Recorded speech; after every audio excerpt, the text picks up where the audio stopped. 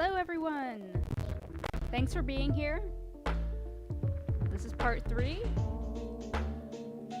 So if you're on the Miro board, make sure your cursor is hovering over the part 3 section.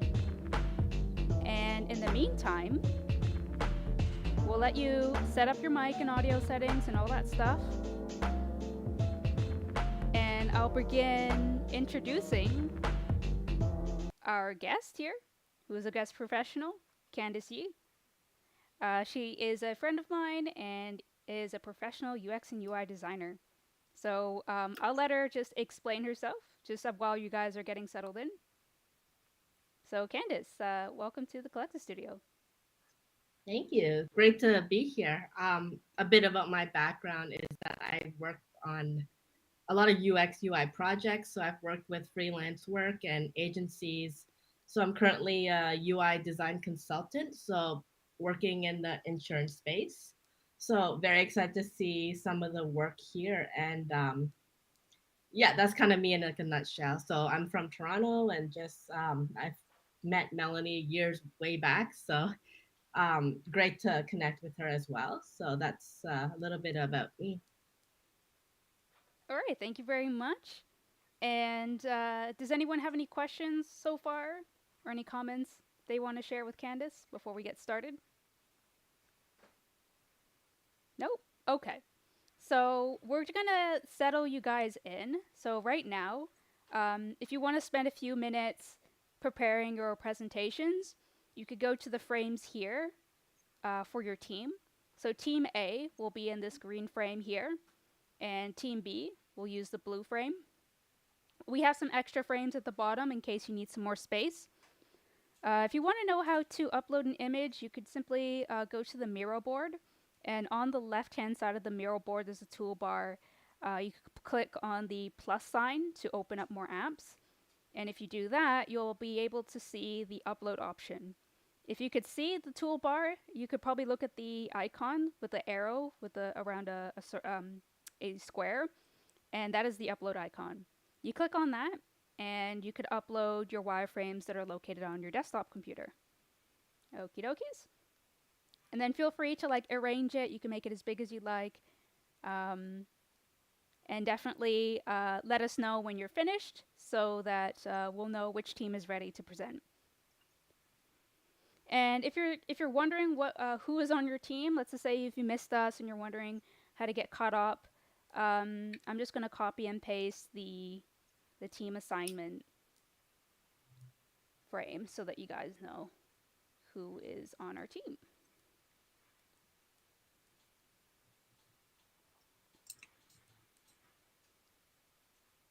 There we go.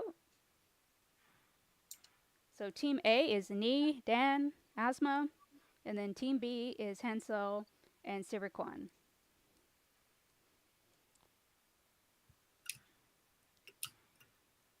And I'll play some music in the background, and I'll give you guys, let's just say, another 2 minutes to prepare your wireframes.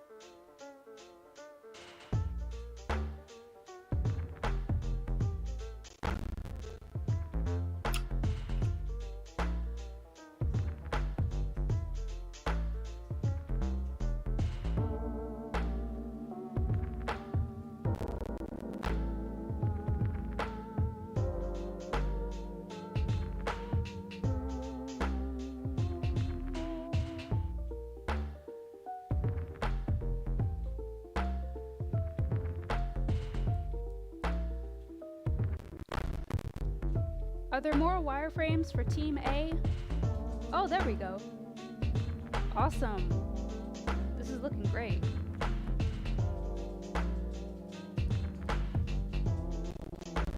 A little piecemeal. So one step at a time. Stay on asthma screens as well, but can't upload more. Can you upload more of it? Let's see. Dan? Yeah, sometimes this could help. If you have the window open with the files, you can actually click and drag the files onto Miro. Oh, Hopefully that could work.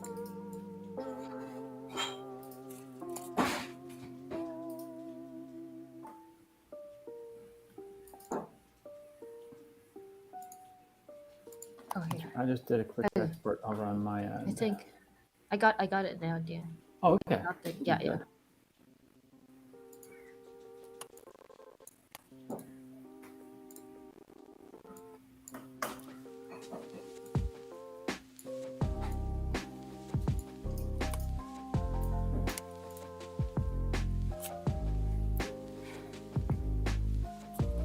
Should we make them bigger so it's easier? Yep, if you need to use another frame to put more wireframes, that's fine. Or you could put them on a second row so it's a little bit easier for us to add some notes for feedback. Oh, yeah. Might be a good idea to drag a sticky note over here for like a size reference. It's okay. I'll definitely be adding comments if there's like more details to add to the wireframes. But yeah, thanks. But these are all the frames that, Yeah. Oops. These are all the frames that we have Okay. for now. Okay.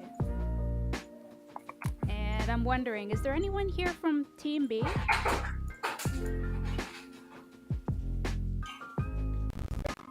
I'm not sure if. Okay. Can you say that again, please? Yeah, we're here. I'm just trying to figure out how to export the Figma file.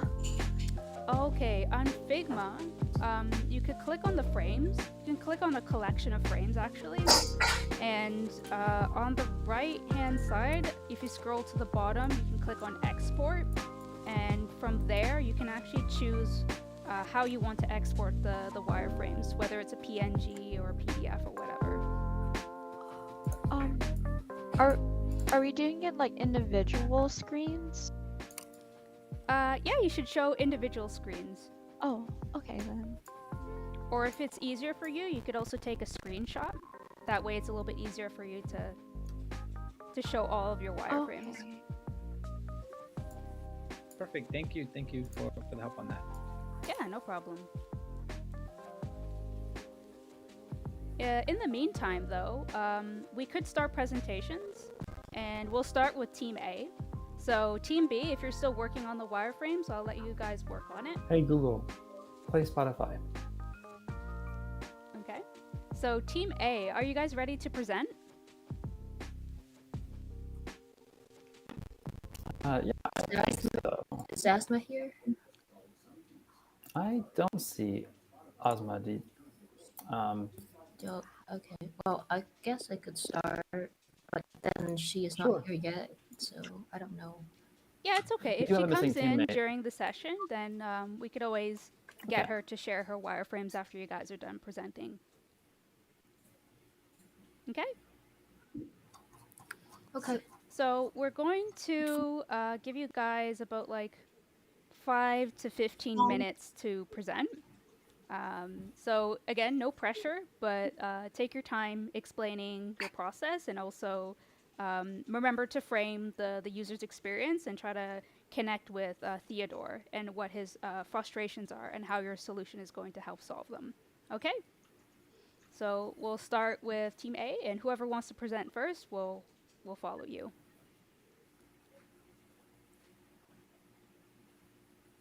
Dan, you want to go, or should I go first for my first two screens? Yeah, if you feel comfortable describing your first two screens, I'd say go for it. We started. So our thought process worked like this. So we divided into 3 chapters.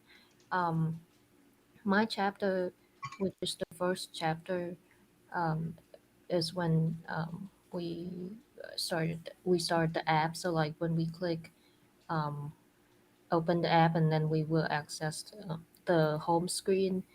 As you can see here, the home button is it's it's you know colored. So we are on the discover screen, like home screen basically. And so um, we decide to have Lauren as one of the matches for Theodore.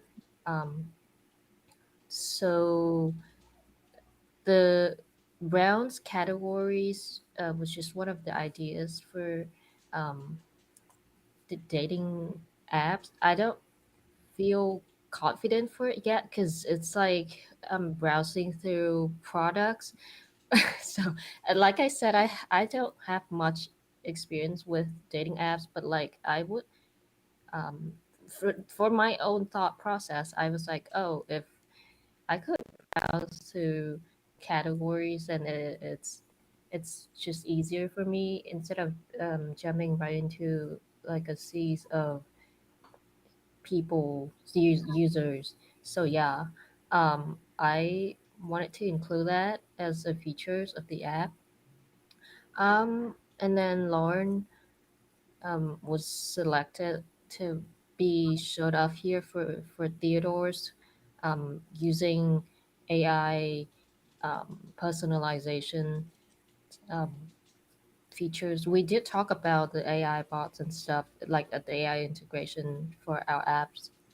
And so yeah, once we click um, on Lauren profile, then we are directed to the next screen, which is your match, Theodore's match. And so say they match up on location and financial status and the political interest and some other things, but like these three are like Theodore's and Lauren's initial requirement membership or something like that. Anyways, it's just some random thought that I came up with. So there is that call to action button, which is that start messaging button, and below it, um, we also included the terms of service once clicking the button. So this is the matching screen, as you can see. Um, the we on that hurt buttons screen, and yeah, once Theodore click on that start messaging button, the app would direct him straight to the messaging window, which introduce chapter 2, um, covered by Dan. um, yeah. Thank you.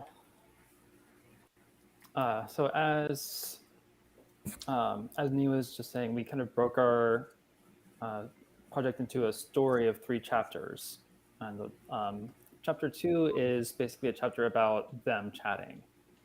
And you can kind of see. So we actually did this as a prototype in Figma, so that like these bubbles like animate as you go through the prototype. But the idea is that like they get started, they start talking. Don't get too hung up on the copy here. That most of this, like the first 3 bubbles, are actually generated by ChatGPT. I call it ChatGPT Ipsum. Um, but the idea is that like they start talking and then they stop, and so the next day there's a LLM bot that is kind of looking at their shared interests and sees something that is current and relevant to their interests and throws in this little comment to see if it can kind of re-spark the conversation. And so the bot asks, like, Bleachers dropped a new album, and Bleachers is relevant because these 2 users are both on the East Coast. Bleachers are on the East Coast, and they're pretty popular at the moment. And so our persona says that it's so good they can't do anything wrong. And then Theodore, who is also a musician, he says, yeah, like they're really great. I've played with them a few times, and everyone in the band is just great. And so like the bot resparks the conversation, but kind of the bridge between chapter 2 and chapter 3 is that the conversation eventually does die out or slow back down again. And then that's where we start chapter 3 of our story. And Ozma, do you want to present chapter 3? Awesome. Hi, everyone. So when we enter chapter 3, so Dan really pointed out a good point that like the integrated AI, something fell. We integrated AI so that they could kind of spark a potential conversation. So there's still like maybe like this like idea that okay, maybe Theodore just doesn't know what to say back yet, so he can suggest a question. So in this chapter, we're looking at Theodore's matches. So if he still wants to carry this conversation with Lauren. So on the app, we have like your turn. So Theodore has the option to still chat with Ashley or Lauren. It's his turn to give a response back. And then it's their turn. So Taylor still needs to respond back to Theodore. There's a notification here that says still interested. Basically, in this sense, it's that Theodore hasn't talked to Lauren in a while. He's not responding. So this app says, like, gives him the option right here.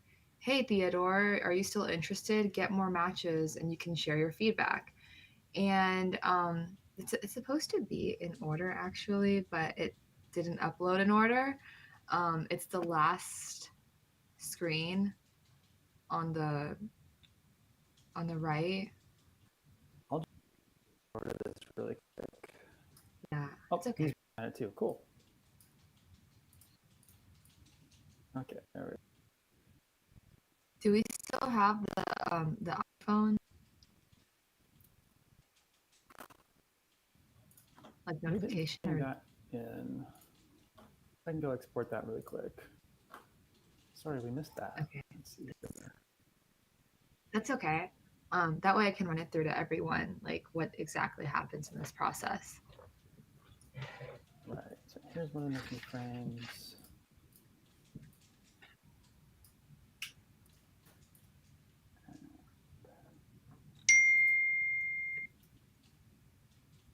Let's also get. Thank you. No problem. Thank you, Dan. So on the first iPhone screen, it shows that Match Mingle, this is what we called our app. It's a notification of Dan. It's been 3 days, still interested.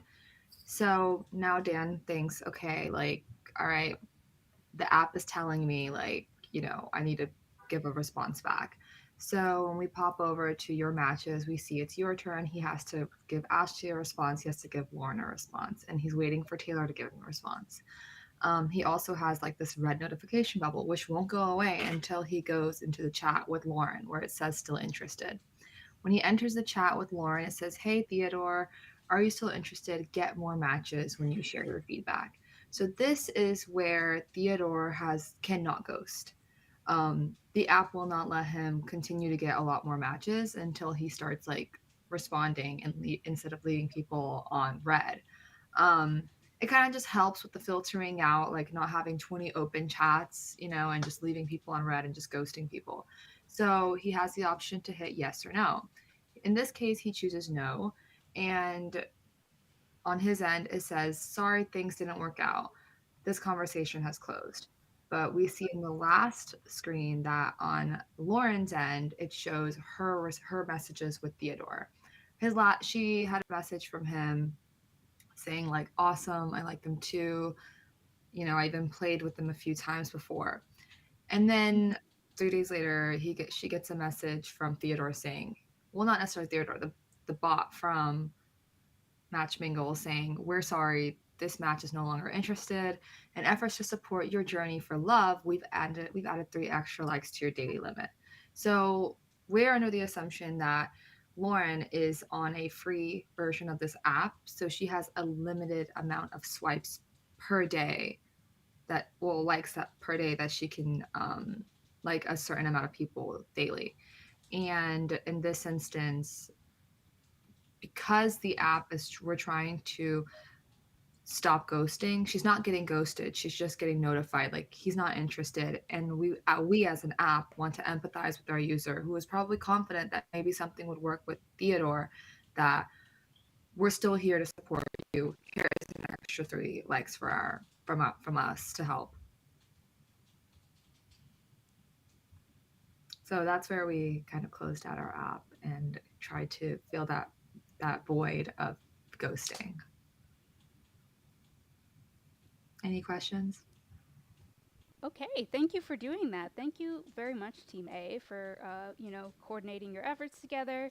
And you have some really appealing wireframes. I like how consistent it is so far. Um, as for feedback, I will take some notes while Candice gives her feedback on the wireframes. So, Candice, is there anything that you want to start off?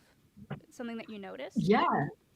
No, it's really cool. I like the concept and the prompt. I think it'll really help users kind of nudge them towards the conversation or at least close it out. Mm-hmm. I did have a quick question about the browsing the categories. I know this was just maybe an idea there, but Mm-hmm. so what happens if you select like occupation? Are you selecting what occupations work for you, or I guess how would that work? Mm-hmm.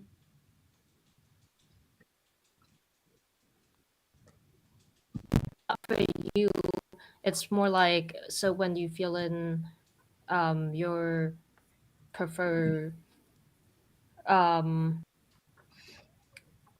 matches. I mean, like say if I go and want to match with an artist, so I would focus on that aspect of the matches, so like occupation, instead of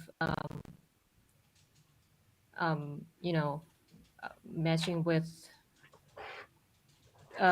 just a random, like when I go on the app and I wanted to look for somebody that has certain occupation. So yeah, I would click on that category. Um, but then I still need to dive in that features more, because I'm not sure if it's gonna help in this case for Theodore. Um, yeah, it's just an idea to fill in the blank, but then Theodore is having a problem with ghosting people without, feeling guilty. So I think I need to, like, for this feature, it's just there, for now. But if I want more development, I need to rework on it again. Okay, Yeah, no, cool. But yeah, I get it. I actually want to add something to this. I'm actually dropping some screenshots right now just to anchor your perspective because I see what you're trying to do.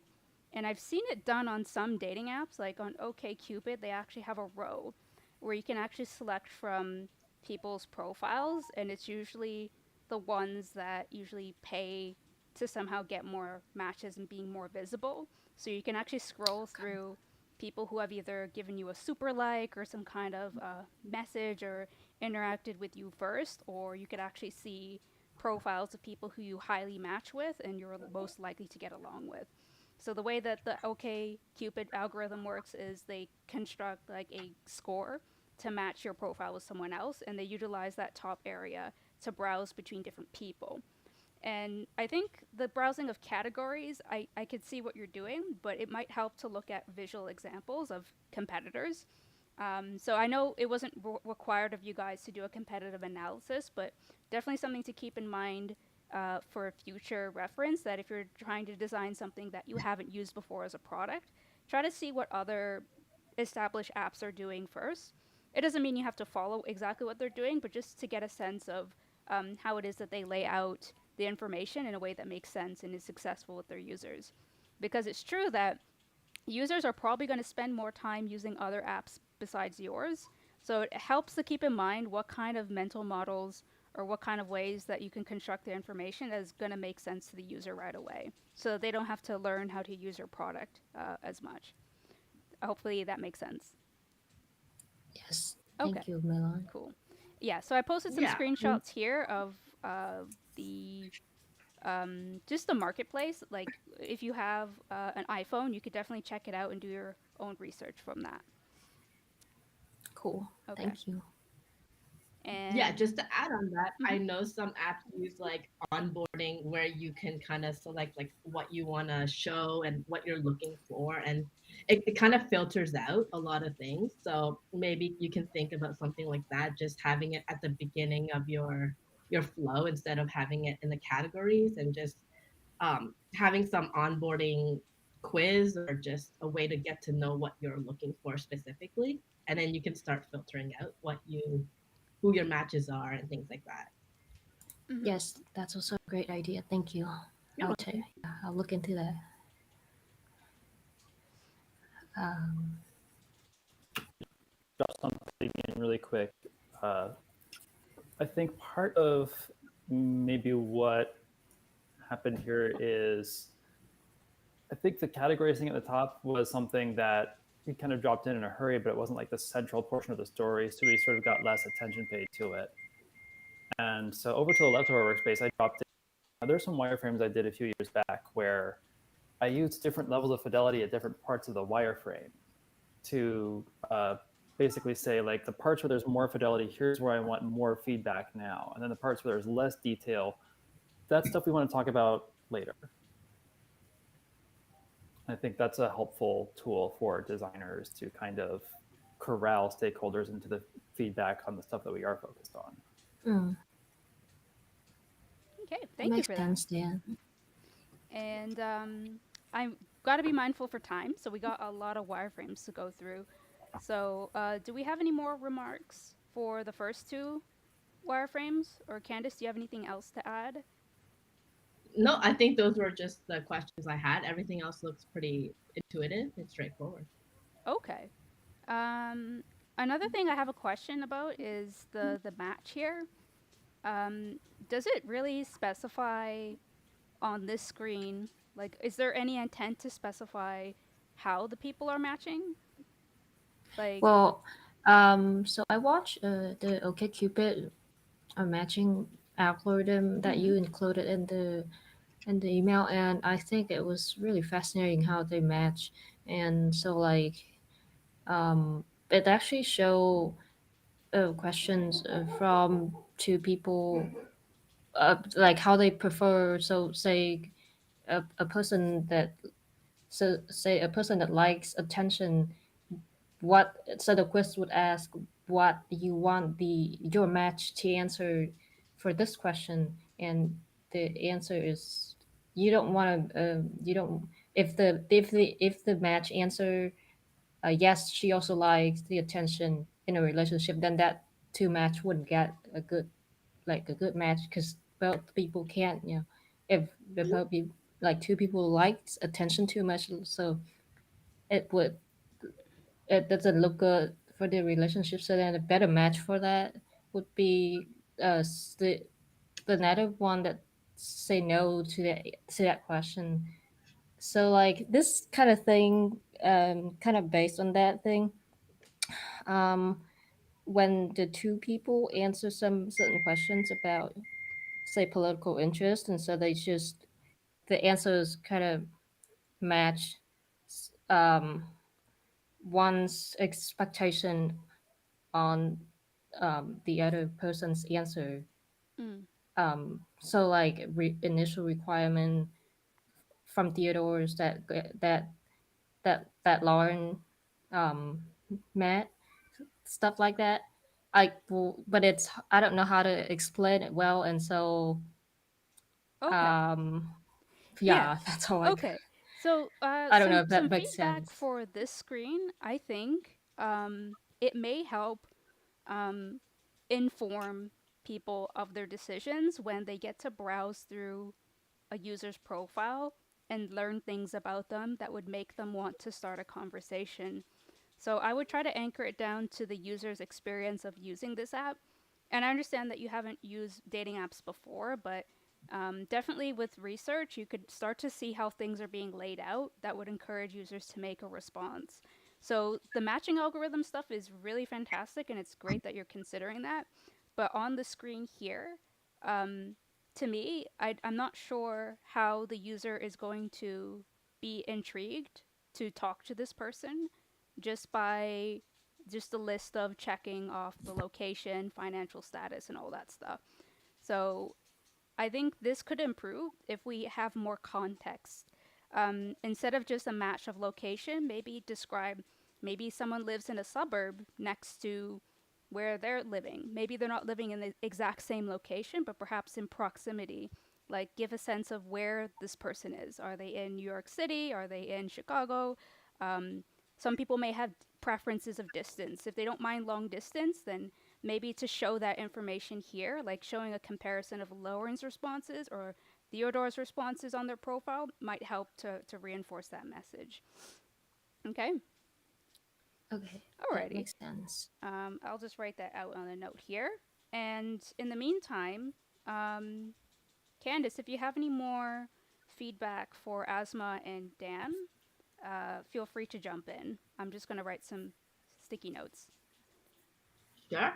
Just a small thing is maybe having the avatar profiles on the comments, so that way the users can click back to their profile. So that's just kind of like a standard in the chat messaging. So I think just having that way of getting back to their profile is just going to be a lot easier. Really what I was thinking while I was eating breakfast this morning. Darn it. Thought about it too late, but thank you for that. I appreciate that. No, I agree. I agree. Like instead of like saying like a kind of like on Hinge, it says like chat and then profile. I was kind of basing a lot of my wireframe kind of on Hinge because Yeah. I feel like that's the most user friendly dating app because I've been on quite a few, and like I remember you mentioned the categories, and like Raya has an option for you to like browse through category, but you can only like connect with those people if you're paying for the app, like if you're paying like a higher price to be on it monthly to connect. But I think I do appreciate the feedback. I would definitely consider putting in like a chat and profile button, maybe be more specific about what the purpose of browsing categories would be and who benefits. Yeah, for sure. Yeah, and I do like that match mingle prompt. I think that's really a good way to kind of nudge the user back. And maybe it could be like a different color just so it stands out maybe a bit more. Minor like maybe design thing, but just think about maybe popping it out a little bit more. Oh yes. Just Yeah. can someone point me out which wireframe they're giving the commentary on? I think it's the third one, the Yeah. chapter 3. Oh, okay, I see. Down here, Melanie. Oh, am I on the wrong frame? Here, you're right. You're right there. Where it says match mingle. So to your left, this iPhone screen. Yeah, the match mingle message, like Okay. top of the. Oh, the Right here. notification. Okay, got it.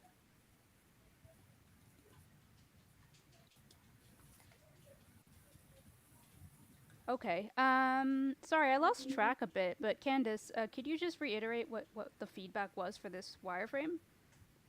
Oh no, it's more in the text area at the top, the right here. where it has that Lauren just Yeah. to the right, Yeah. Fourth image. Oh, this one right like hit here. the This bottom one. tab, scroll down.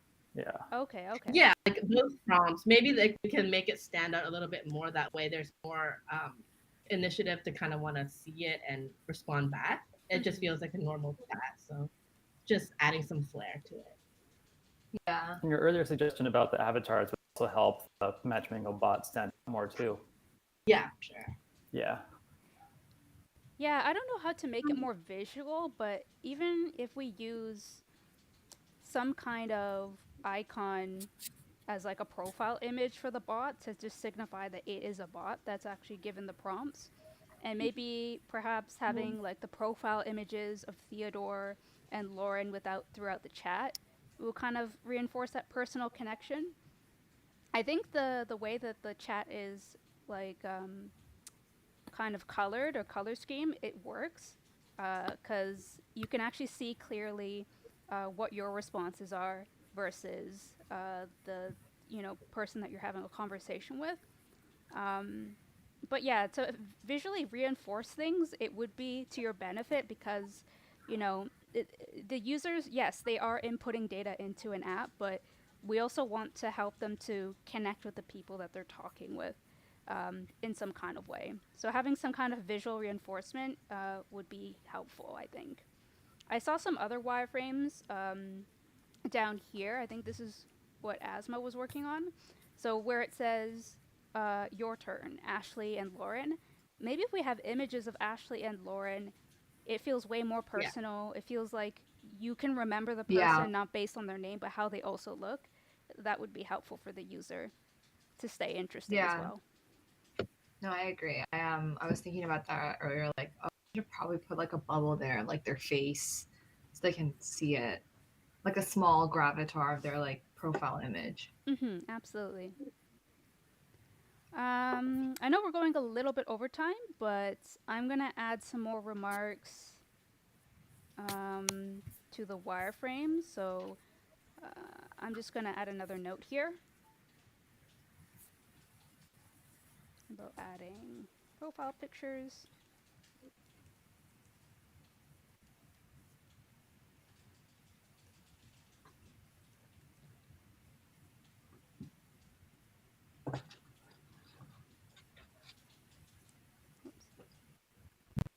So I'm adding a quick screenshot of this website called diversityui.com, and it's like stock photos, user profile photos of people of various different backgrounds.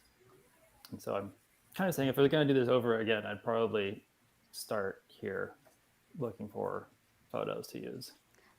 Yeah, and if you're using Figma, I think there's also a plugin for this AI generator called "This Is Not a Real Person."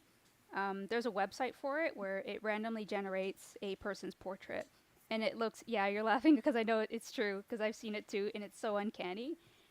You could generate a person's face, and it's not a real person, but it looks super realistic, and you can use it for prototypes like this.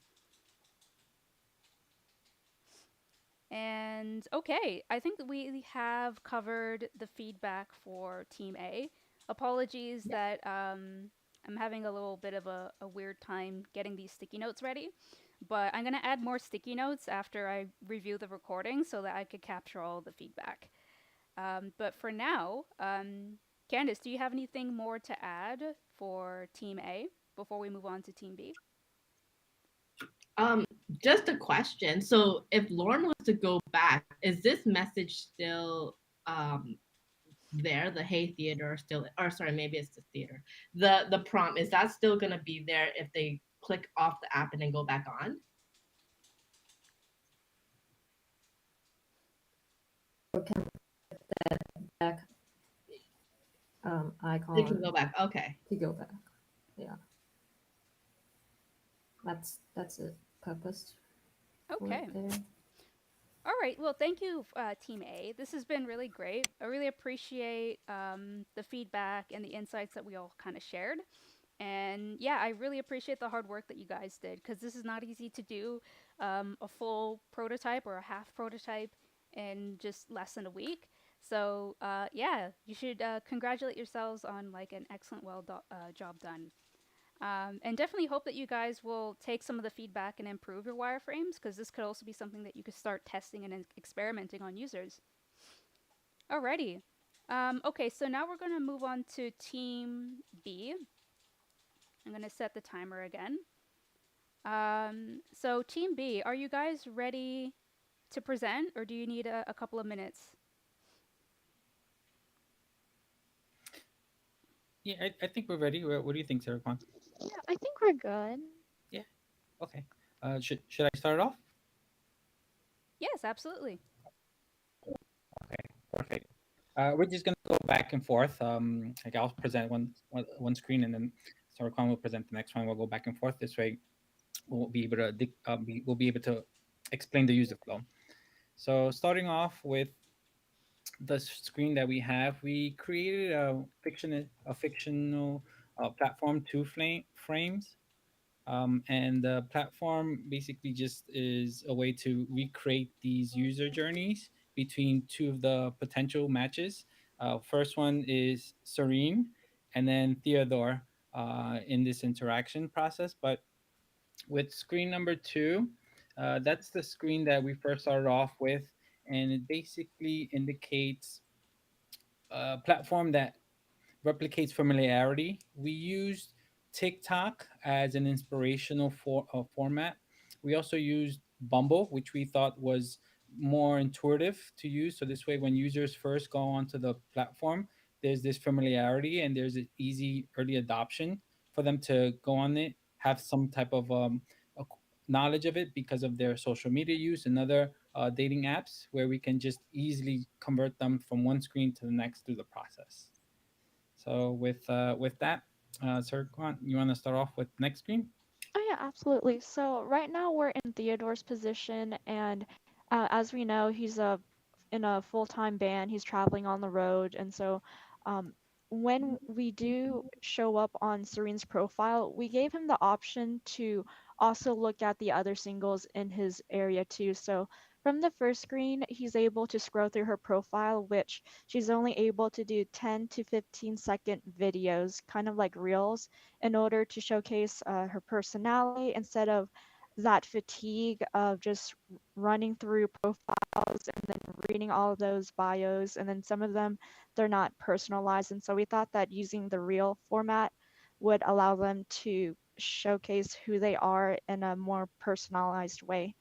But then we understand that sometimes even swiping right over and over again is tiring for some people. And so on the next screen, we've allowed for Theodore to see everyone in his area instead of doing like a mass swipe right. And he can also, I guess, compare who he's seeing right now to the other people in his area too, to see that if these people would meet his needs. And then he's also able to do a mass elimination if he wants to do that as well, instead of spending hours swiping right if he's like in a very big city as well.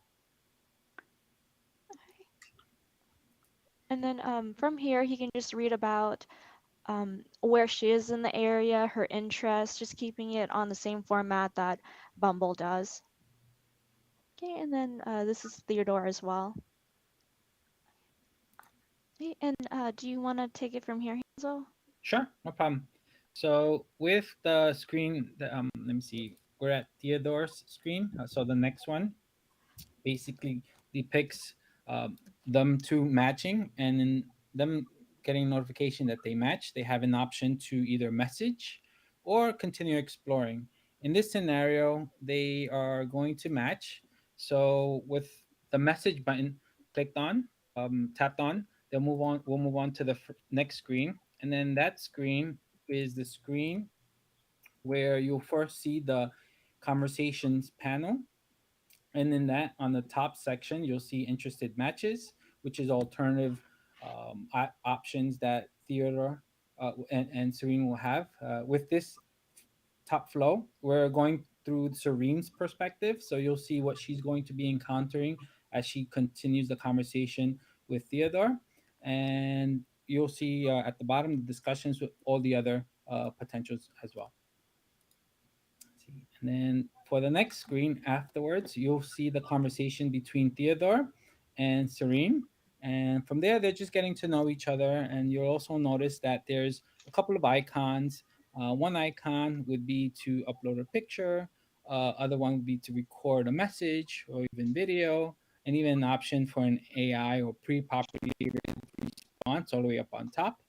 But with our discussions, we figured that maybe this interaction can be slowed down a little bit, where individuals can slowly get to know each other. And when they start to get to know each other more, interact more, then there'll be other levels where more of these features will get unlocked, such as the recording will be unlocked later on, or attaching a video will be unlocked later on.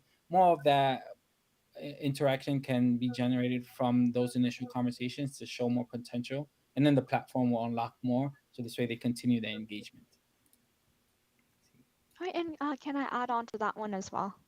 Yes. Okay, perfect. And so, what I would also like to point out is that we've given the profiles the ability to see if they're online or not, just in case some people might be at work, they don't want to be pestered too much.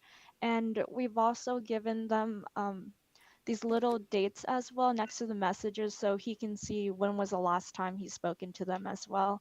And then we've added the feature of a streak in order to establish uh, like consistent bonding with them as well. And we've also restricted the characters in the initial matching in order for them to take it slow in the beginning of their relationships. And so we limited it to 280 characters. That's what we saw off Twitter, and people have been working really well with that. And like Hansel said, we restricted their access to share the videos and photos as well, just because we want the users to be able to give consent and establish where they are in the relationship. But we've also let them do voice messaging as well in order to take it slow with each other.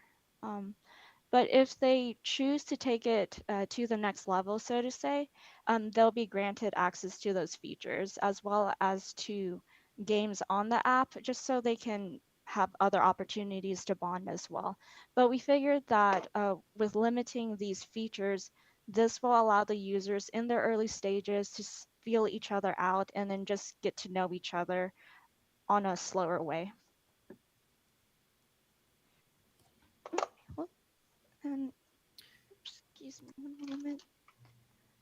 Okay, and then let me just go to the next screen. Okay, and then on the next screen, we see that there's been a little bit of a slow conversation in since they've last spoken to each other. We see now that Theodore realizes that he's a little busy and he's moving over to unmatching Serene. And would you like to talk about this a little bit, Hansel? Sure. So with that notification, let's see. Uh, these are the screens that we just discussed. So with that notification right here, which is the one that I'm highlighting at the last screen on the first row, we noticed that that interaction fizzled down and the engagement wasn't as exciting or wasn't as kept up as how when they first started the conversation. And at this point we figured maybe it could be an opportunity to reduce a little bit of that ghosting behavior by allowing the app to prompt through the algorithms and the interactions a message of, hey, would you like to take a break, or would you like to continue exploring other options on the platform? And with our discussions, we figured we would like to soften the conversation a little bit more with this blow by not being harsh in using the language. And so Rikwan came up with the idea of using lyrics from pop culture and popular songs to kind of soften the conversation a little bit more in case the conversation dies down and goes towards a different direction. So, with using a popular quote from Taylor Swift, we use that as a way to communicate to Serene in this case that maybe there's an opportunity to explore more matches elsewhere and not to feel down about it. So, it was kind of like like a greetings way, like a greeting card in a way, but yet more with pop lyrics to add that more fun, positive beat factor. The next screen, let's see, we'll move down towards the second row. And then from this perspective, we're going to talk about Theodore and what he sees on his screen to continue that conversation. Would you like to take over that one, Sarah Kwan? Okay, yeah, absolutely. Is everyone on the screen where we see Theodore's? Yep. So Yes, going to be at the bottom. Okay, perfect. Okay, so this is going to be Theodore. He realizes that um, she might not be she might not be the best match for him, and so he's ready to um, ghost her, so to say. But because we want to soften the blow with that, we gave him the option to send a farewell message, and um, the only way that he would be able to unmatch her is by using these AI generated sentences to leave a positive farewell. And so he can choose one of these four uh, sentences in order to send her off and not ghost her, but unmatch her.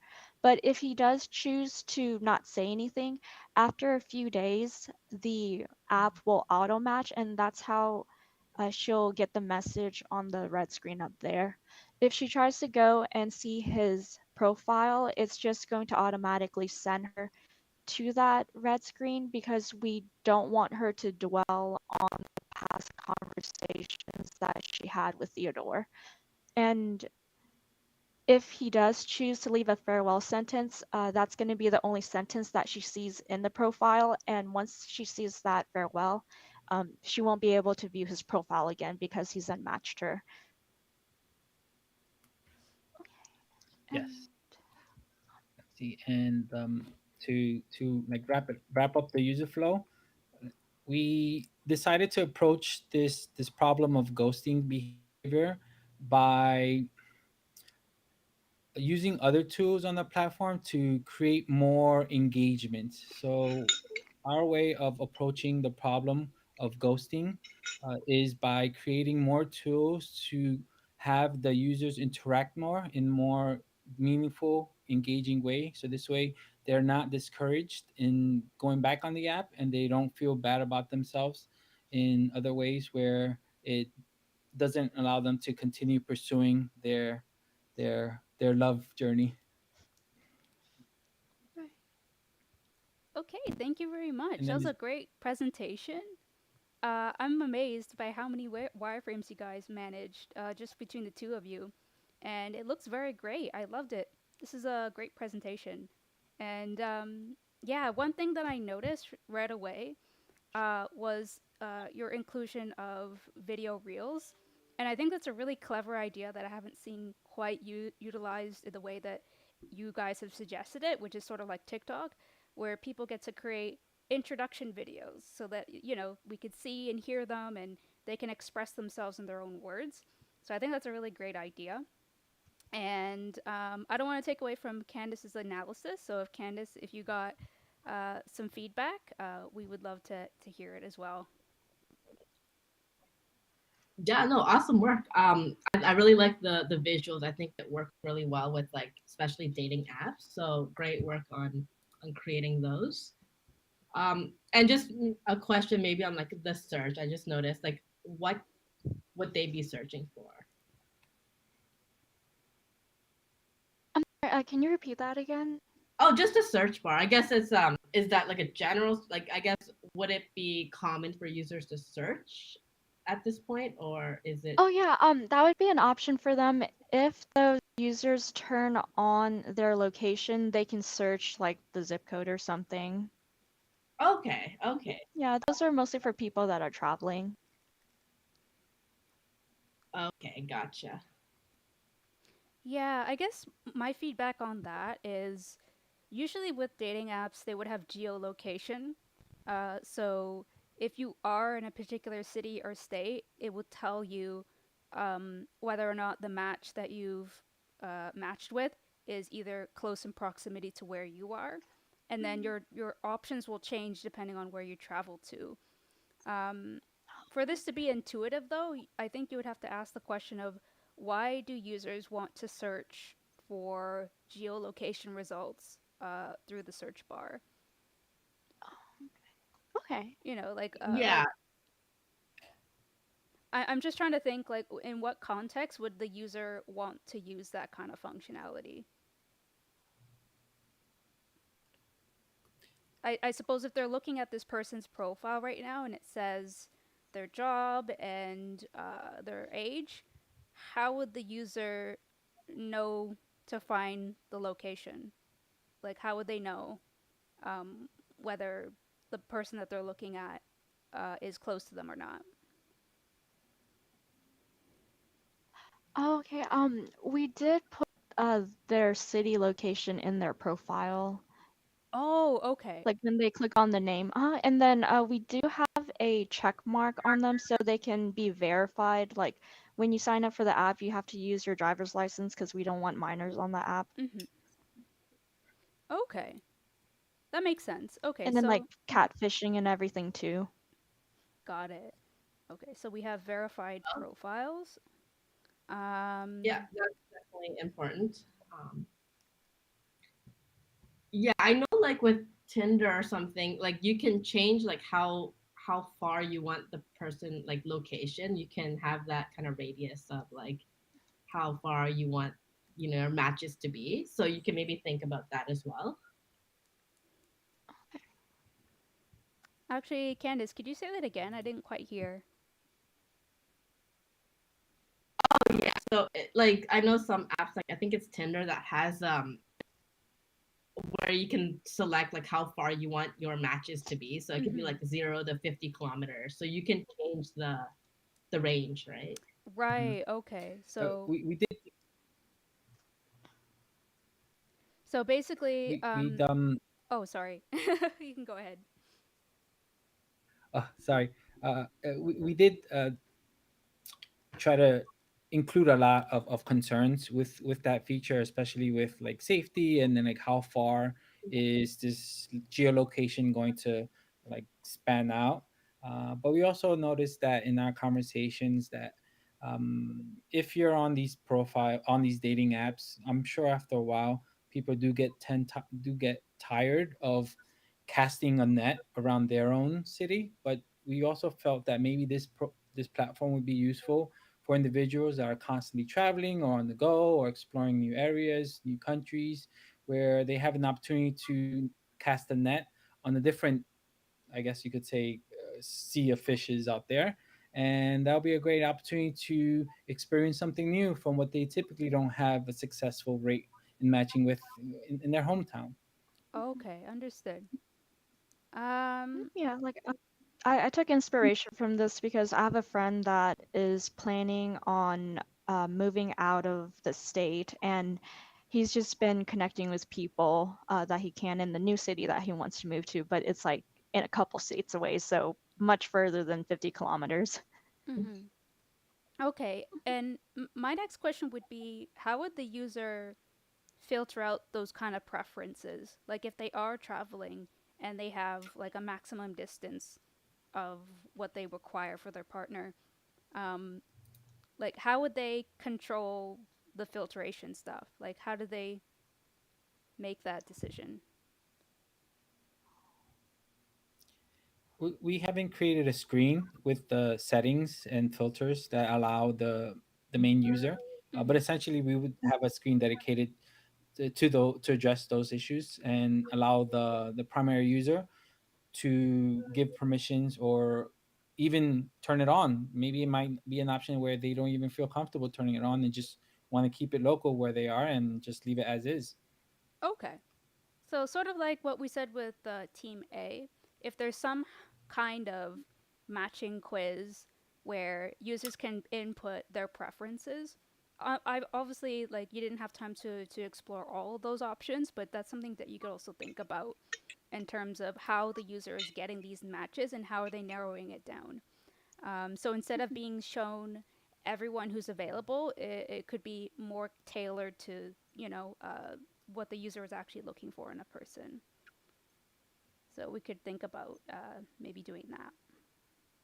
Okay, yeah, because when we were developing the screen where they can do like a mass approval or a mass rejection on the, I think it's the third screen, where we have the little grid and the red X's, that's going to be for people that turned on um their location, but within a set limit. Like that's more local. But then the screen, the search bar is for further places. Okay, understood. So with this particular modal screen, um, how is the user making decisions on who they're going to be interested in or not?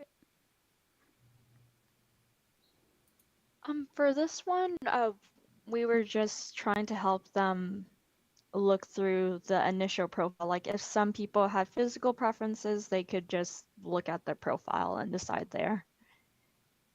Okay. So one thing that could be an issue with this is users are not making judgments about, the personal attributes of this person, like is their personality a match? It could also reinforce some certain biases, which is to do with like how people look. So what we don't want to do is have users just indiscriminately saying no, no, no, no, no, without looking at the user's profile. If there was some way that the user could, um, maybe screen each of these users, like if they could just, instead of clicking yes or no, actually spend some time looking at their profile and considering whether or not they want to talk to that person. Especially since you have such an interactive feature of like looking at videos. Um, I'm worried about the Oh yeah, I users. mean they, Yeah. sorry. Oh, okay. Um, they can also click on those profiles too. It's just because we do have like 10 to 15-second videos, it's just that's a lot of scrolling to do. So if they could click on those profiles, they can instantly pull them up as well too, instead of just like them popping up on their algorithm. Does that make sense? Yeah, it does. So from Okay. what I understand from the profiles, um, users can scroll through the selections. So let's just say if they're on this screen with Serene, they could scroll to see the next person on the list, which is I think Jamie. Is that how it works? Like they could look at the videos and scroll through to see everyone's video introduction. Like say we're on Serene Mm-hmm. and he sees her, he can swipe to view her videos, and then either he scrolls all the way through her profile and onto the next one, or if he just wants to skip through the list, he can also pick the profile through that grid list. Okay. And then Hmm. I guess something that would be more clear is if the user knows what to do with this when they see it. Because right now, Okay. it's sort of like it's a modal screen that they could pop up, but the user is not getting information like, what am I supposed to do here? Accept or decline. Um, it there could be some text here to maybe give context to the user of how to use this app. Um, Okay. and definitely when it comes to selecting yes or no, it's not clear to the user how they can look at someone's profile versus, eliminating them as a choice. Like, what if the user double clicks on this person's icon and they wanted to see their profile and it said it kind of Okay. deactivates it, right? So it might be confusing for the users to just determine, like, what am I supposed to do here? And if they're doing something that feels intuitive, like it's intuitive for me to click on this profile and expect it to show up on the screen. If it does not work that way, it could very much like confuse the users on what it is that they're supposed to be doing Okay. with that information. Right. Because the way that I had envisioned it, it's like, when you go onto your iPhone and then you hold down and you can delete the widgets. Mm-hmm. That's kind of how I was envisioning how the X's would pop up if they wanted to do like a mass delete or mass approve. Okay. Um, Mhm. I also have questions about that because if we do it that way, uh, I'm questioning why the user needs to see the options that they've rejected. could this also disappear and show another person that they could choose instead? Because I'm thinking of the scenario of what if the user sees all these people and they reject all of them? What would happen then? Would the user be able to see more matches, or are they just stuck with what they've got? Um, the way I imagine it is that the new list would come up. It depends on like how big the city is too. Mm-hmm. Could depend on how many users are having the app installed as well. But yeah, it's important to consider that. But yeah, that's my only feedback for these two screens is um, there should be like an intuitive and easy to understand way for users to figure out how to narrow down their options.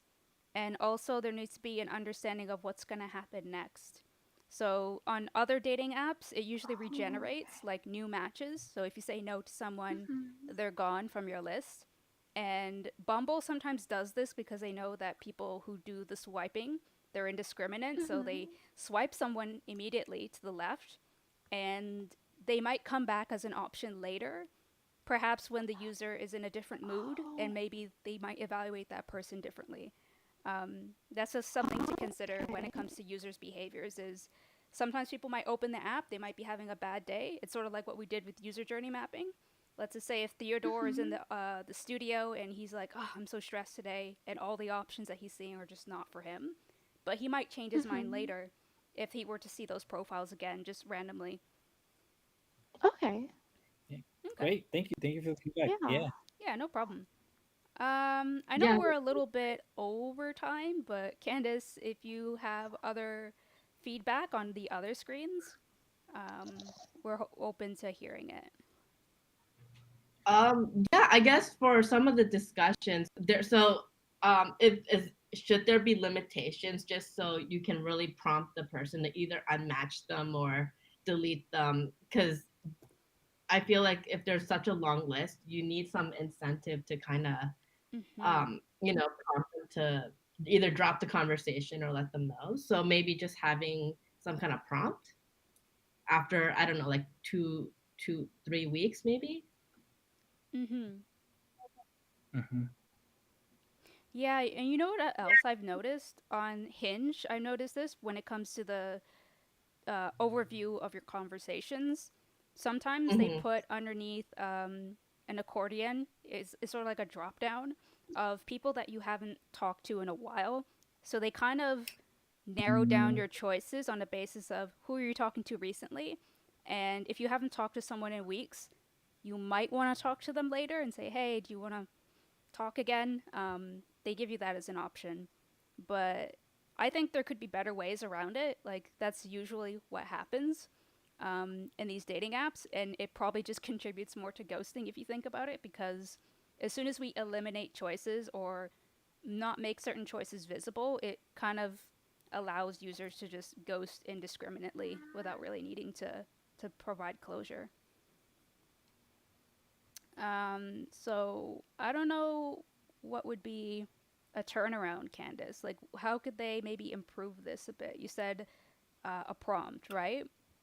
Um, A prompt or like even like a tag beside the name, something that just says, you haven't chatted in a while or something, right? Like some kind of nod to the user that it's been a while. oh, actually, that kind of brings me to this question here. These numbers. It looks like a date and time, or this could maybe be utilized with Candace's feedback. If it's like how long ago this person responded to you, um, can indicate like, oh, this person sent you a text like 15 minutes ago. It might Yeah, give. we had added the timestamp so they can kind of keep track of that, and that's why we wanted to have the like active or not active badges for it. But we also wanted to do like a little reminder notification to like re-spark the conversation. But we also, if the person does not intend on responding to them at all, that's why there's also like the auto unmatch after a couple of days too. Oh, right, the auto unmatch. Okay. Mm-hmm. Um. Yeah, because we don't want you to wait like 3 weeks or a month for someone that is just not there anymore. Right. At that point, the platform kicks in and picks up on the lack of interaction. Okay, I understand how that works now. Okay, that makes sense. Yeah, Um, because it's like kind of want the app to create these interactions where the user is uncomfortable bringing up themselves. got it. Okay. Yeah, so about that, so the text here, it looks like a date, but it does not specify time. So I think maybe to improve this, if this was more like um Oh, like 5 minutes ago, 10 minutes ago, like the last received message, it's a bit Yeah. clearer than just the date because all of the dates are the same, and I understand that it's just a placeholder. But to make it more clear to the user when this person responded to them, it would let them know that like, hey, this person just recently sent you a message. Um, that way they can keep track of like who they're talking to and when. And then as for the prompts, I don't know if you have feedback on this, Candice, but this is their unmatch prompt to kind of reduce their Yeah. matches.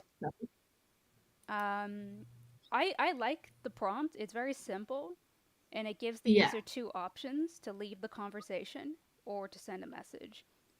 The sending a message thing, though, it is a good idea to have template responses, but it can make people feel worse if the response is vague or possibly insensitive to them. And this is a case where we don't really know how the user's going to respond to anything. So when it comes to rejection, like some people prefer to get straightforward rejection, some people would rather not, and it hurts them a lot. So just be mindful of your users on the other end. Maybe the user wants to give away um, reasons why they unmatched, but also consider that it might cause some psychological harm to the other person that's receiving it. Um, And a quick question with the leave conversation. So does that mean that they can still have the ability to talk to them? It's just that they're out of the conversation? Yeah, the leave conversation is just an auto unmatch, and that's when their profile just goes away from the ghosties messages. Okay. yeah, I think the leave Um, conversation would be effective because if the conversation disappears, um, it may not be closure, but it does signal to the user that this person, for whatever reason, is just not available. Yeah. I kind of see unmatch and leave conversation very similar. That's why I'm just needing some differentiation. Mm. Oh, it's like the unmatch is like the call to action, and then the send message and leave conversation are like the buttons you click. Yeah, like those are Oh, two okay. options. Mm, One option is to send Okay. message. yeah. Yeah. Mhm.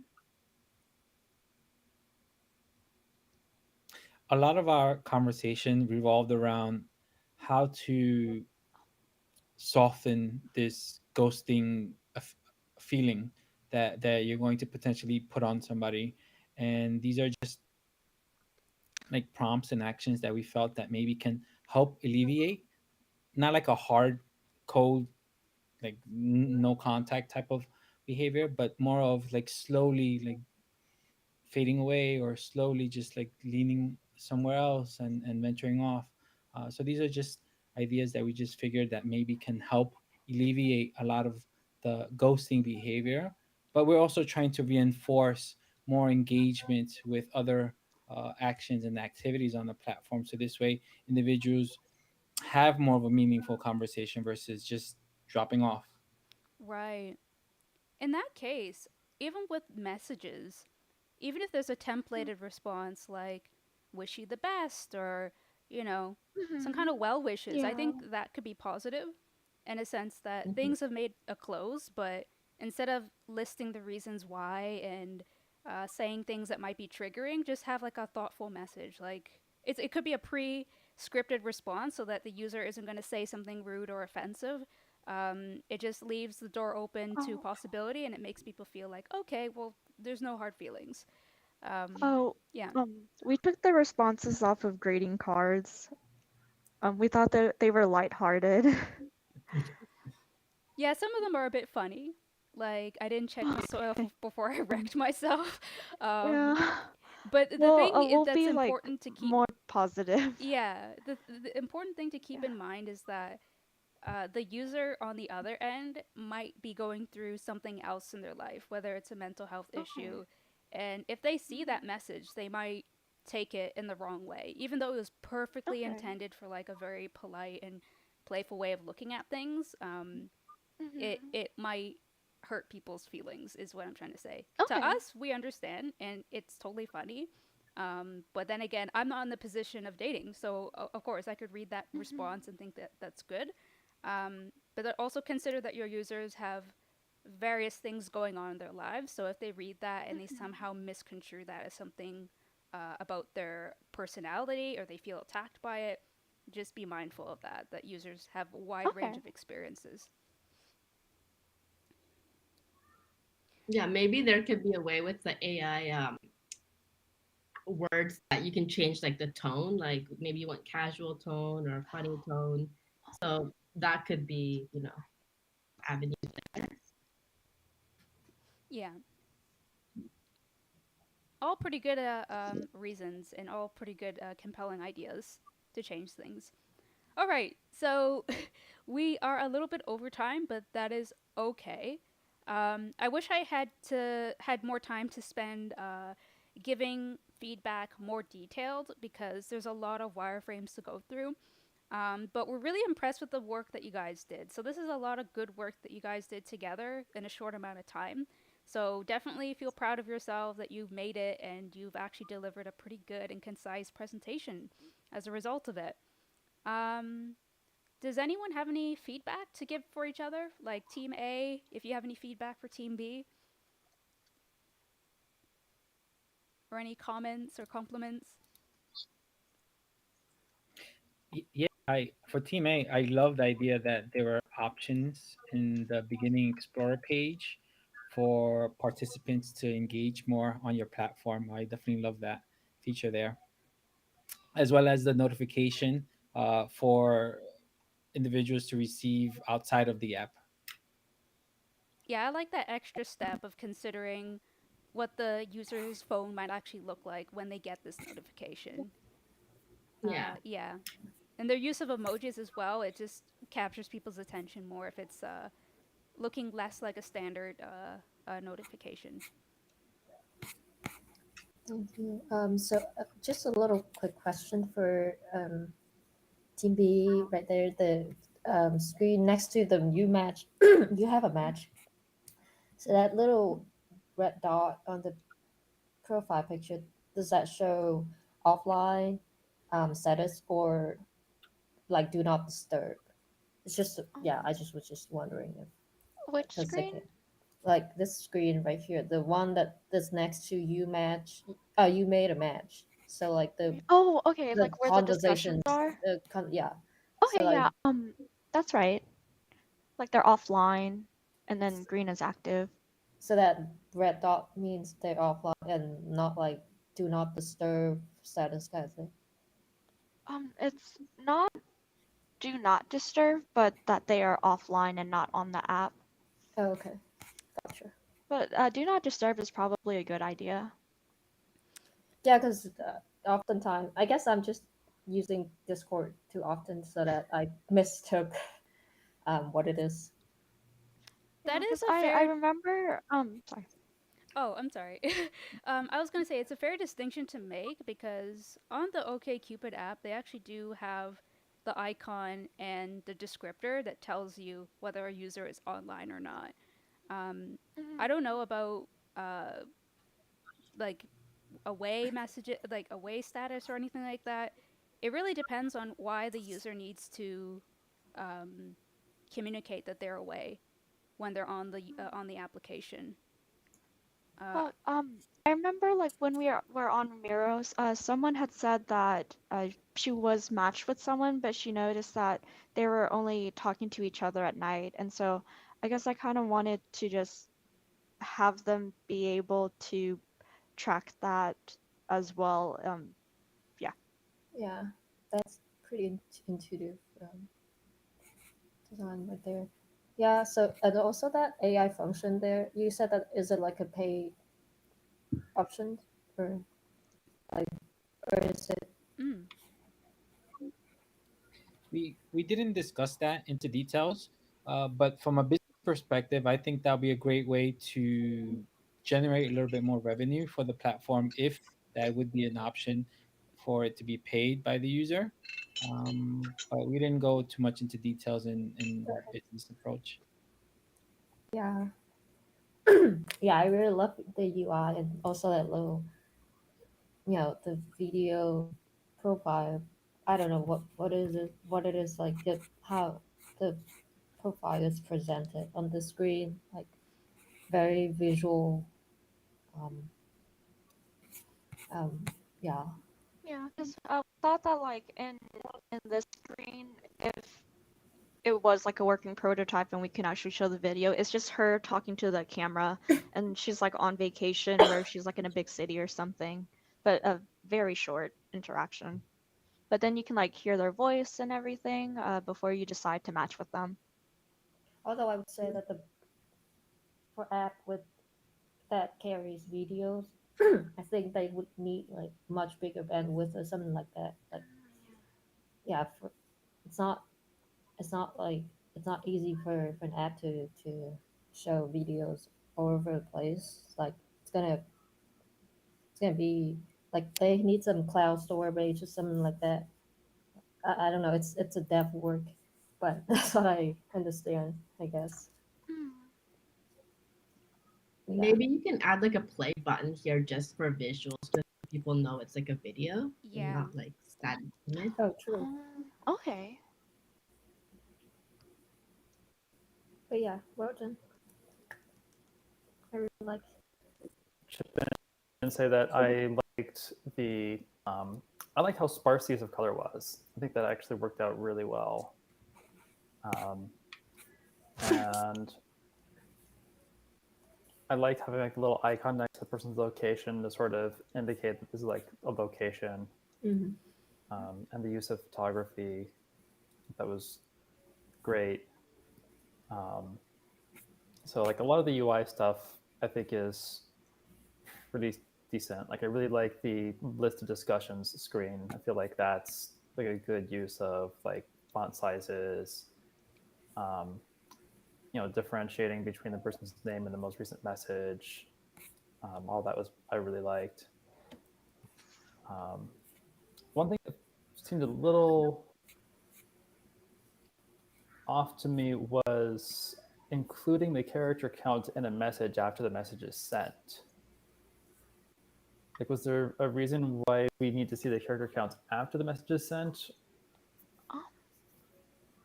What part is it? Oh, so over in the messages, the chats.